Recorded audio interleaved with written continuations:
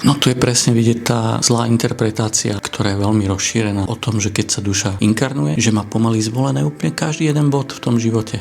To, čo si tá duša volí, tak je rámec a ani konkrétne detaily toho celého. Čiže ako to bude presne prebiehať a podobne. Vyberie si typ skúsenosti, ktorú tu chce zažiť a ktorú tu má do nejakej miery naplniť. Čiže to absolútne neznamená, že je všetko dopredu napísané. Kľudne si to môžeš predstaviť tak, že máš bod A, to je práve narodenie, čiže vtelenie, a bod B, a to sú práve tie skúsenosti, ku ktorým sa má dopracovať. To, ako k tomu dôjde, tak není vôbec presne dané. Ďalšou vecou, ktorú máme v živote, tak sú určití ľudia alebo tie ďalšie inkarnované duše, ktoré si tiež prechádzajú nejakým poznaním a navzájom sa ovplyvňujeme. Potom je len na nás, že do akej miery a do akého času sa necháme ovplyvňovať.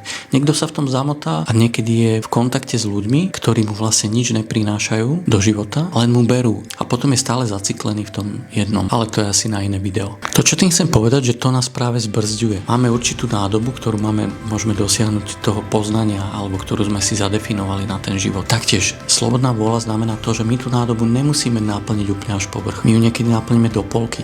Potom sa to prenáša do ďalšieho života. Čiže máme slobodnú vôľu. A tam práve prichádza aj tá manifestácia, ktorá absolútne nie je v rozpore s plánom tej duše na ten život. Čiže ono je to nastavené tak, že máme nejaký smer a máme zároveň priestor v tom živote, aby sme prejavovali tú slobodnú vôľu. Čiže manifestácia nemení náš základný smer našeho života, iba spôsob, akým tú cestu prejdeš. A tých spôsobov, ako prejsť tú cestu, je neskutočne veľké množstvo. Niektoré veci v živote nás stretnú tak či tak, že sú tam určité body, ktoré sú pevné. A pravda, že tu je na slobodnej vôli to, aký spôsob a postoj k tomu zaujmeme, že či urýchlíme tie veci a prichádza to pochopenie a dostávame sa za to, alebo sa tam zaciklíme. Preto hovorím tu o tej nádobe, ktorá môže byť naplnená až po vrch počas toho života, alebo iba do polovice. Čiže áno, duša sa inkarnuje s tým, že udáva ako keby ten rámec, tú tému toho života, ktorá je vlastne dominantná a zároveň áno, máme tú slobodnú vôľu a tieto dve veci sa absolútne nevylučujú.